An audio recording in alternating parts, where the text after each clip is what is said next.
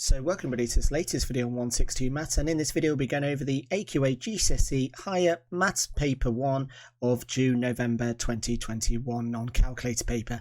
Now there will be a link for you to download the paper in the description below, which I strongly recommend that you have an attempt at before watching through this video, and I'll also include the grade boundaries for this individual paper once you finish marking your paper.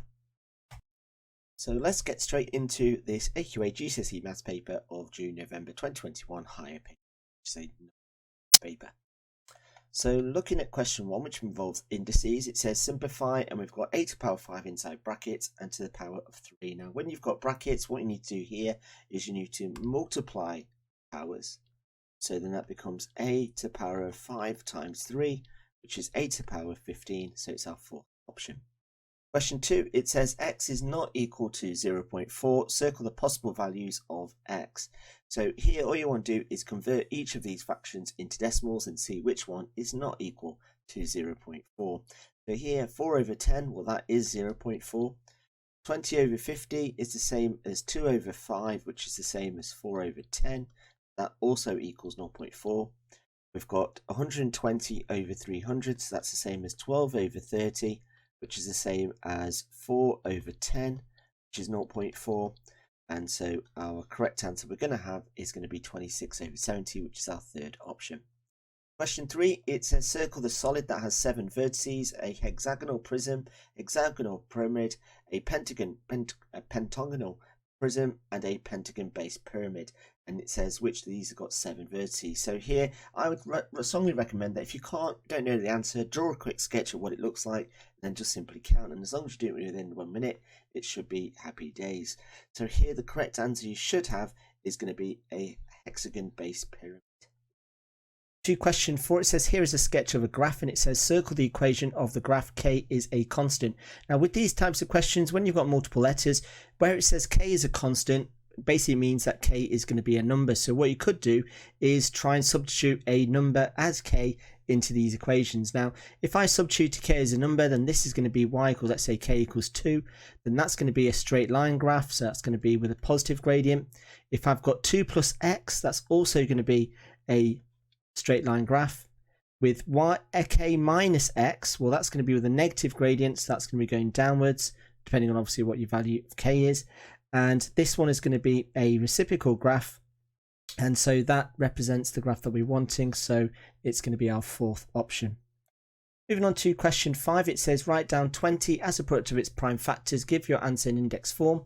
Now for this I would probably recommend that you do a factor tree, but it's not the only way you can do it, but it's probably one of the most common ways of teaching it. Let's move down a bit. So here just think of two numbers that multiply together to give you 200 and circle any prime numbers.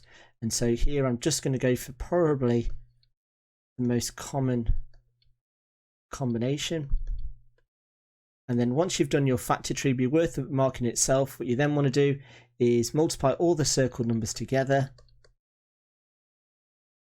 Now the question does say to give your answer in index form, which means we need to group these together. So that's going to be 2 to the power of 3 multiplied by 5 squared. Now if I just left my answer like this, I'd probably lose a mark because I've not given my answer using powers. Moving on to question 6, it says that Lily's age is 2 years and 4 months. Hugo's age is 1 year and 8 months. Write Lily's age in months as a fraction of Hugo's age in months. Give your answer in its simplest form, as a fraction in its simplest form. So here, now 2 years and 4 months, so if I just write Lily, and that's going to be 2 times 12, because we're working in months, not years, plus 4. So that's going to be a total of 28 months. And if I then do Hugo's age, which is going to be 12 plus 8, that's going to be 20 months. So in writing that as a fraction, well, that's going to be 28 over 20. And then I then need to simplify that, and that simplifies to be 7 over 5. So I could write my answer as an improper fraction of 7 over 5, or I could write it as 1 and 2/5, and either of those would be absolutely fine. Moving on to question 7, it says use approximations to estimate the value of root 97 plus 2.014 cubed. all divided by 0.49. Now with this, what you want to do is you want to approximate each of the three numbers you can see. So here, root 97, well here you want to approximate the number inside the square root to the nearest square number. So that's going to be 100, and that equals 10. I then do 2.014 cubed, that's going to be approximated as 2 cubed, which is 8, and 0.49, that's going to be approximated as being 0.5, and then substituting these three numbers into the fraction, well I'm going to have 10 plus 8 divided by 0.5, so that gives me 18 over 0.5. Now how many halves are there in 18? Well, it's going to be doubled, so that's going to be 36. Moving on to question 8a, so here we're looking at inequality, so we just need to solve this and taking the x's all onto one side. So for this I'm going to take away 3x from both sides, in which then I end up with 2x plus 6 and 15. I then take the 6 over to the other side, so that then becomes 2x is less than 9, and then take the 2 over, so I get 4.5 or 4.5 or even 9 over 2, whichever you prefer it. So any of those will be absolutely fine. I'm just going to write 4.5. Moving on to question 8b, it says write down the inequality represented by the number line. And so here we've got 2 and we've got 5, and I'm just going to write an x. Could you pick any letter? Could pick n. Well, actually it is going to be x because I've got x there. Now for this, because it's a range of values within 2 dots, we then just got to have the inequalities all pointing to the left. It's just a case of do I underline it or do I not. So here with 2, that being a shaded circle, that's going to be equal to, and with 5 being unshaded, that's not going to have a line. So that there is my final answer. Moving on to question 9, it says the diagram shows an octagon, and it says x equals 1 and y equals 5 are the lines of symmetry. Work out the coordinates of Q. Now if I just zoom out just so we can see the full question in all its entirety. So for this, all you need to do is just be looking at the line of symmetries for both the horizontal and the vertical line and count how many of the coordinates are away. So for this point here, I'm going to be looking at the x ordinate, which is at -2. And if this is 1, so that means that the space of this is going to be 3, which means that the space of this is also going to be 3. So that point there is going to be at 4. Then looking at the vertical distance, so here to here, well I'm going from -6 to +5, so that's going to be +11. So that means then I'm going to add another 11 from here, and 5 plus 11 is 16, so that's going to be 16 there. So trying to work out what coordinate Q is going to be, well, it's going to have an x ordinate of 4 and a y ordinate of 16, and there is the coordinate of Q. Moving on to question 10a, it says work out 2,000 times 70,000, give your answer in standard form. Well, there's a couple of ways in which you could do this particular question. It doesn't really matter as long as you get the right answer. So here, what you could do is convert both the numbers in standard form. So I've got 2 times 10 to the power of 3 multiplied by 7 times 10 to the power of 4. So then I've got 2 times 7, which is 14, and I add the powers of 10, so that becomes to the power of 7. And then I just need to convert this into standard form. So this number is too big, so I need to make that smaller, which therefore means I need to make the power bigger. So here I've got 1.4 times 10 to the power of 8. Now, alternative way of doing it is basically to work out the sum in itself. So here I've got 2 times 7, which is 14, and then just simply count the number of zeros. So I've got 3 plus 4, which is 7. So 1, 2, 3, 1, 2, 3, 4, and then I just need to convert this into standard form, which gives me the exact same answer. So any of those methods would be absolutely fine. To be fair, you'd get 1 mark for 1.4 and 1 mark for the 8. So even if you didn't show any working out, there is a chance you'd probably still get 4 marks. Moving on to question 10b, it says work out 1.8 times 10 squared, all divided by 3 times 10 to the power of -1. Now for this, I would probably recommend you do it in stages. So here I've got 1.8 divided by 3, which is 0.6. And then I've got 10 squared divided by 10 to the power of minus 1. Now when I'm dividing, I take away the powers, so that then becomes 2 plus 1, because two negatives make a positive, which gives me 10 to the power of 3. So that's going to be 0.6 multiplied by 10 cubed. Now for this is not in standard form. I need to make this number bigger. So I move the decimal point, which then means I need to make the power smaller. So that becomes 6 times 10 to the power 2. Now the question says to give your answers an ordinary number. Well, that's just going to be 600. So looking at question 11, it says A, B, C and D are junctions on a motorway. It says the distance of C to D equals 3 times the distance of A to B, and the distance B to C is 25 miles. Salma drives from A to C and she drives for 30 minutes at an average speed of 62 miles per hour. Work out the distance of A to D. So for this, what we need to do is work out what each of the 3 sections are going to be first. So for this, we don't know what the distance of A to B is, so we're just going to call that x. And it says that the distance C to D is 3 times the distance of A to B. So this distance here is going to be 3x. It then says the distance of B to C is 25. So we can then measure, and here we've got our 3 lengths. So the next thing for us to do is to use this information to try and work out what x is going to be. Now here, Salma is traveling this distance here, which is x. So Salma travels, and it's going to be x plus 25, and that's the distance. Now, using this information that we've been given of 30 minutes at an average speed of 62 miles to go from A to C, well, that's therefore going to be half the whole. If I divide the speed by, or using speed times time, then that gives me an answer of 31 miles. So x plus 25 is going to equal 31. So from this, I can then work out that x is going to equal 6.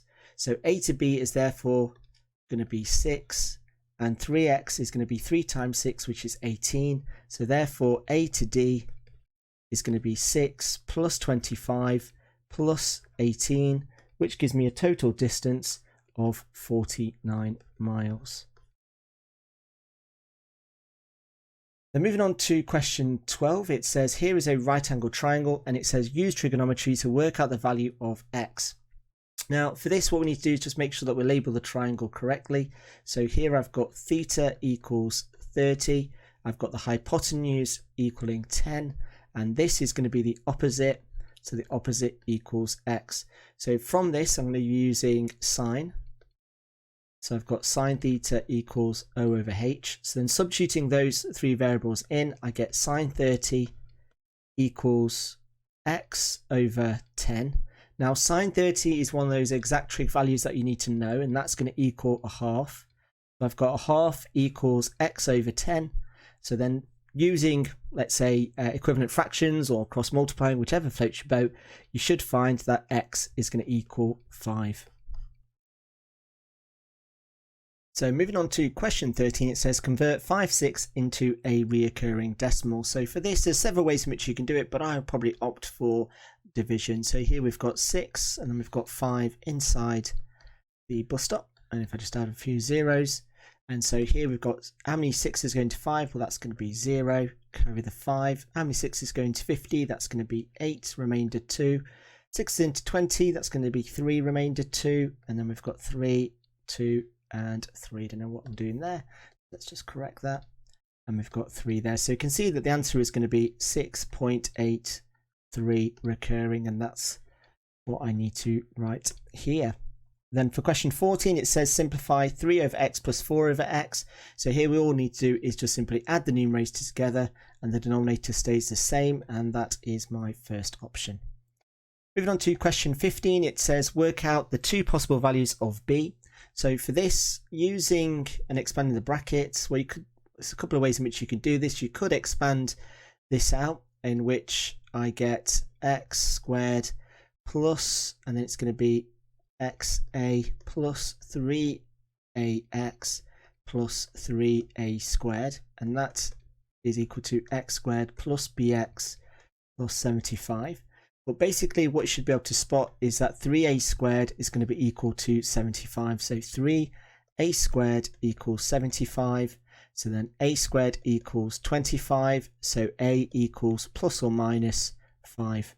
Now when a equals, let's say, positive 5, then working out what b is going to be, well, here I'm going to end up with 5x plus 15x equals bx. So here I've got 20x equals bx. So b equals 20.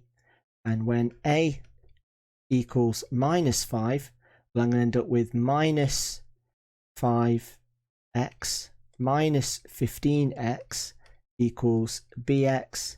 And so therefore b equals minus 20. So the possible values of b is going to be plus or minus 20. So it's going to be minus 20 or 20 in any order. Now again, if you're not sure about where I've got those values from, it's basically using this, and I'm swapping x equals the two values that I found for a into these expressions. I'm substituting a rather, not x, and to work out what the coefficient of x is going to be, and that's going to be my b value. Moving on to question 16, it says a cumulative frequency graph represents the masses of 40 necklaces, and question A says a jeweler buys every necklace with a mass of that's greater than 21 grams. Use the graph to estimate how many she buys. So here I've got to find 21, and for this you do need to mark with a straight line what you're projecting and using your cumulative frequency diagram for, and I worked that out to be 16. So this length here is going to be 16. So there's 16 less than 21 grams, and there's 40 altogether. So it's going to be 40 minus 16, which gives me an answer of 24. So then moving on to the next question. So on the other page, it says 16b says the lowest mass is 3 and the highest mass was 28. Draw a box plot to represent the data. So here we've got 3, which is going to be here. So let's just use that there. And 28, which is going to be there. So what I now need to do is to find the lower quartile and the upper quartile using this graph. So from this, my median value is going to be at 20. So looking at 20, I work out that my median value is roughly going to be, I would say, 22. My lower quartile, which is going to be half, so it's going to be 10. So this is the lower quartile. And I work out that to be 18. And then the upper quartile, which is going to be at 30. And I work that out to be 24, even though my line is not straight, but that's going to be 24. So then if I move these three values down, so lower quartile is 18. So going back here, we've got 18, which is here, 22, which is there, and 24, which is there. And now again, you need to be making sure that you're using a ruler for this, which I know I'm not saying a very good example. I get my box plot to look just like that. Then moving on to question 17, it says circle the vector that translates the point -27 to the point 31. Now for this, all you want to do is look at what difference you're making to the horizontal movement. So what do I need to do to get from -2 to 3? Well, I need to +5. And then what do I need to do from the y ordinate to get from 7 to -1? Well, I need to take away 8. So the vector I'm looking for is 5 minus 8, which is my second option. Moving on to question 18, it says here is a triangle, and it says give a reason why the length of the side AB cannot be 35 meters. And the reason for this is because the sum of any two sides of a triangle cannot be smaller than the length of the remaining or third side. Something along those lines would be absolutely fine, because obviously if you were to draw this and construct it, basically your two arcs wouldn't meet, so that has to be greater than 28. And moving on to question 18b, it says here is a different triangle, and it says Leah tries to use the sine rule to work out the sides of angle x. Here is her first 2 lines of working. What error has she made?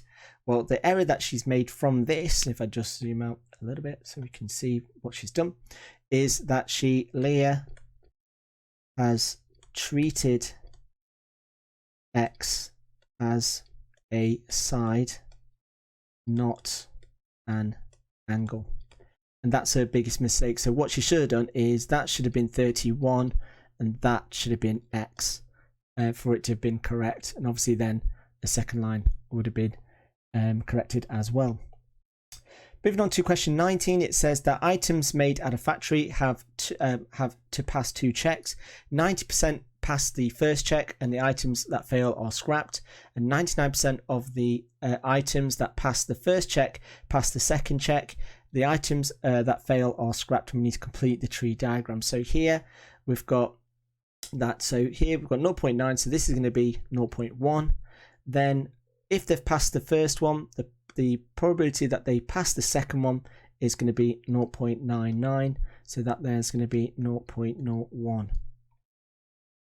Moving on to question 19b, it says an item is chosen at random. Before it checks, work out the probability that the item is scrapped. So for this, well, for it to be scrapped, it needs to be a fail, so it's going to be either 0.1 or, which is plus, it's going to be 0.9 times 0.01. So we're either looking for this to happen, which is this, or we're looking for this to happen, which is going to be 0.9 and that one.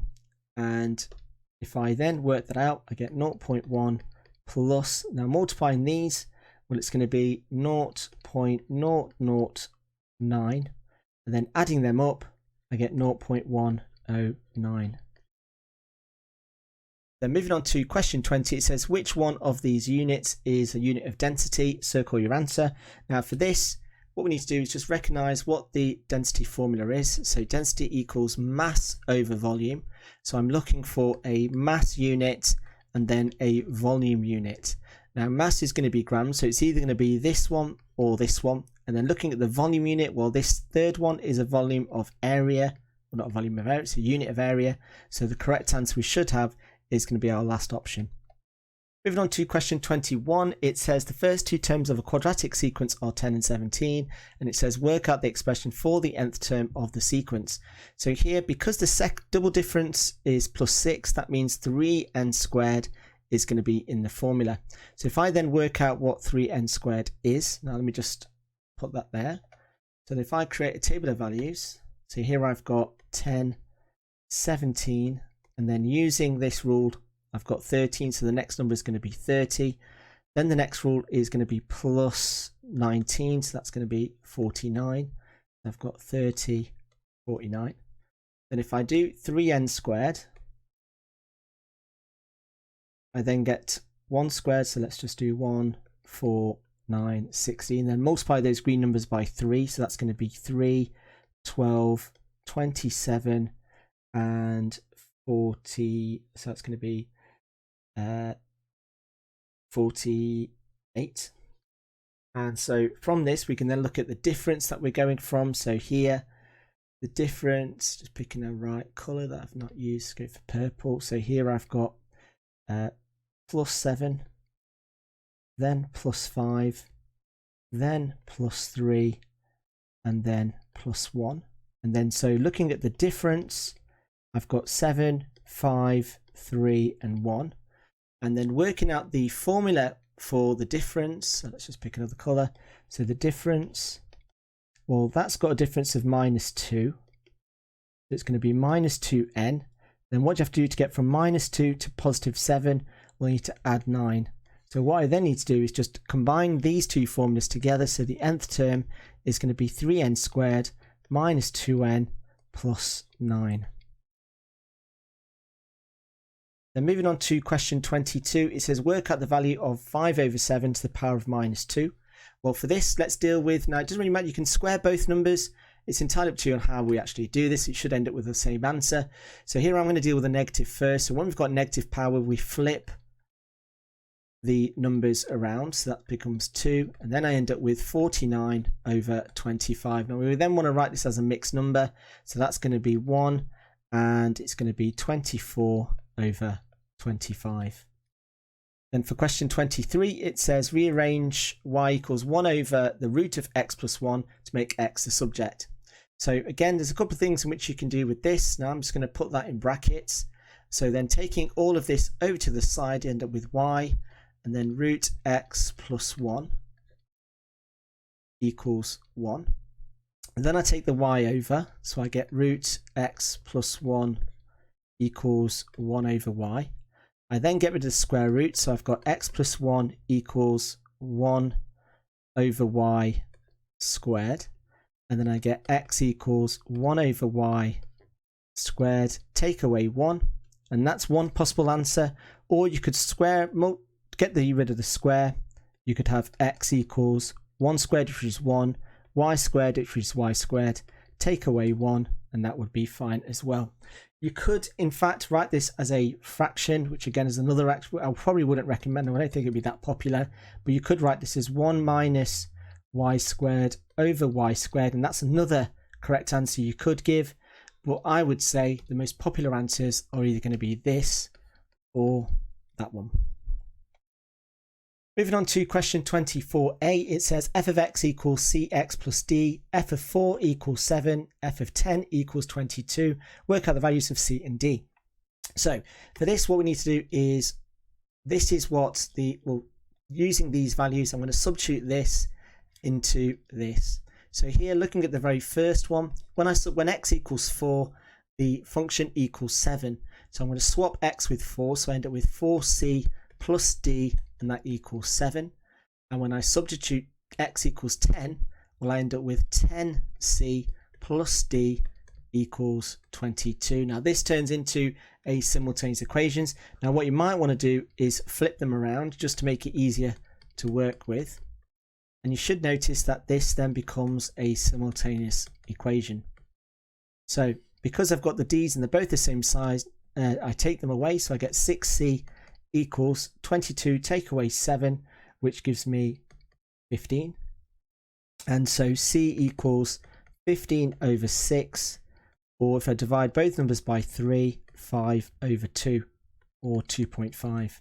So then to work out what d is, I'm going to using the smaller of the options, so let's go for 4c equals d equals 7, and c equals 2.5. Well, 4 times 2.5 plus d equals 7. That's going to equal 10. So 10 plus d equals 7.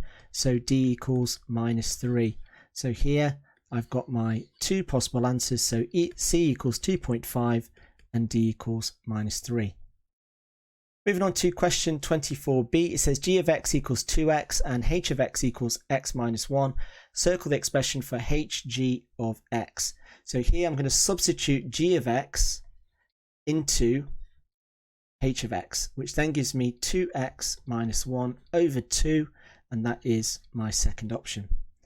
Then moving on to question 25, it says solve and then root 150 minus root 6 all over root 2 times root 6, simplifies to an integer, or show that basically we need to do this. So for this, what I'm going to do is just simplify each of these. So here I've got root 150, well that's going to be root 25 times root 6, which is 5 root 6. Root 6 can't be simplified, so that's just root 6. Root 2 times root 3 is root 6. So using these three components, let's just look at that, what that equals. So here I've got 5 root 6. I'll put a minus there. So 5 root 6 minus root 6 all over root 6, which then simplifies to give me 4 root 6 over root 6, and the root 6's then cancel, leaving with an answer of 4. Moving on to question 26, it says d equals 2f and e minus f over d minus e equals 1 over 4, and the question is asking us to work out the ratio of e to f. Now what I want to do first is basically substitute this d with 2f. And the reason why I'm doing that is because I just want to have an equation with just e's and f's.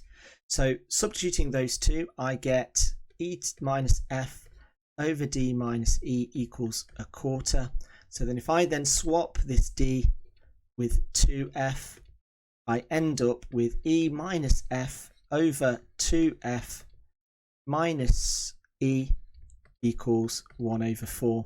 Then from this, if I just put this in brackets, then if I cross multiply,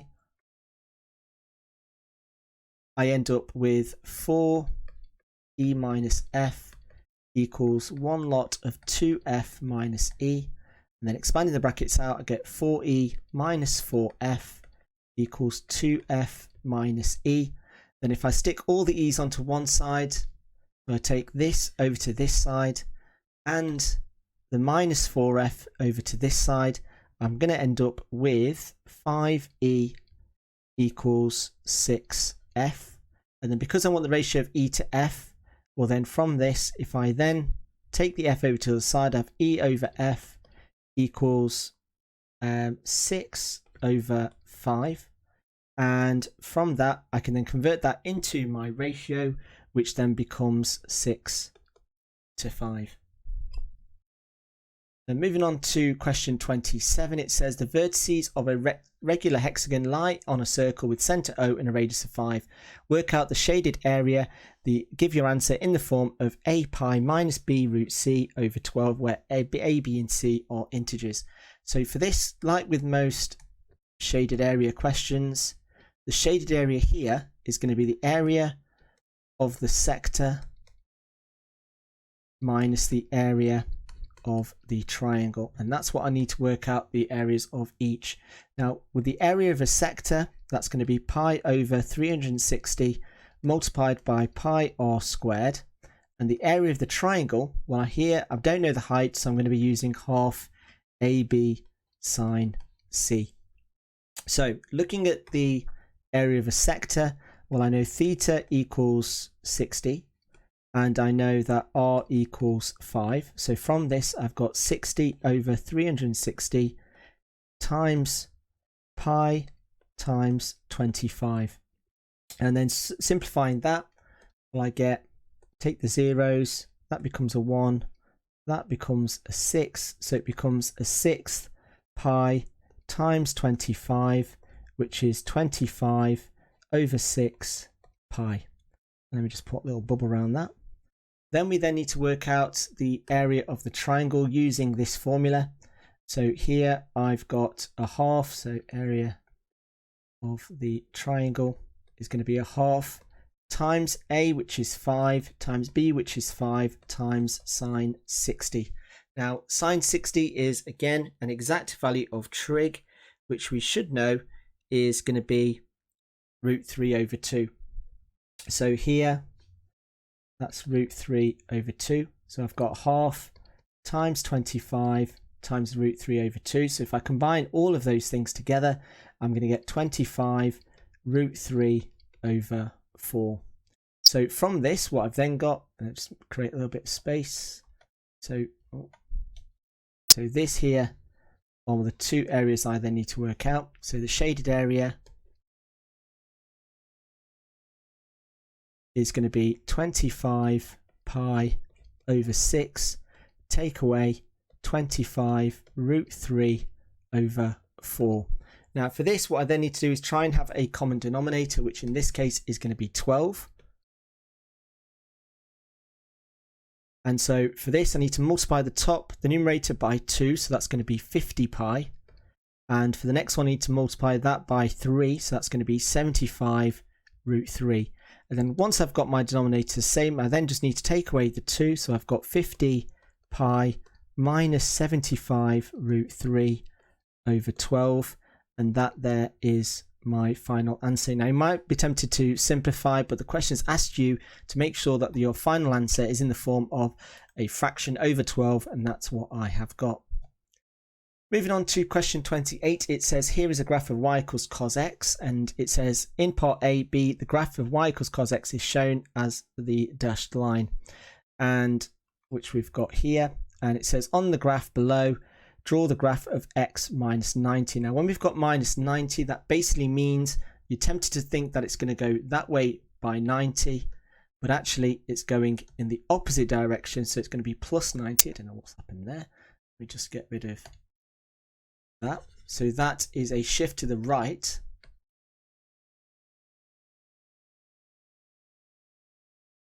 So that point then becomes here.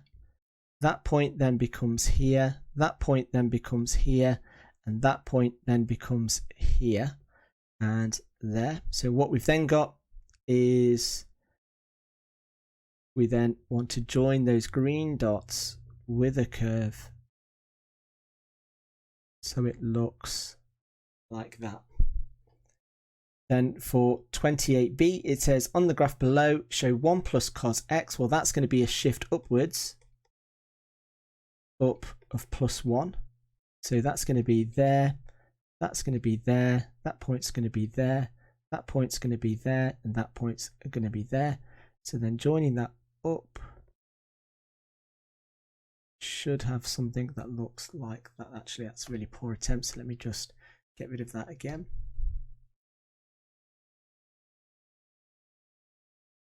And so it should look like that. It then says Rita tries to draw the graph of y equals minus cos x. Here's a graph. Give a reason why Rita's graph is not correct. And the reason for that is because she's reflected it. So Rita has reflected on the x-axis when she should have reflected on the y-axis. And then moving on to question 29, it says here is a triangle ABC on a grid, and it says describe the single transformation of the triangle so that point B is invariant. Now invariant basically means that it doesn't move. And if you plot the new point, so 1, 1 is there, so that's going to be A dash, and that's B. And C dash is going to be here. So this is the new transform shape that we then need to describe. So looking at the description, I would say that's been rotated. And whenever you're describing a rotation, you need to look at the center of rotation, which is, in this case, going to be minus 1, 1. And the angle has been 180 degrees. Now, alternately, you could have gone for, as a correct answer, you could have said an enlargement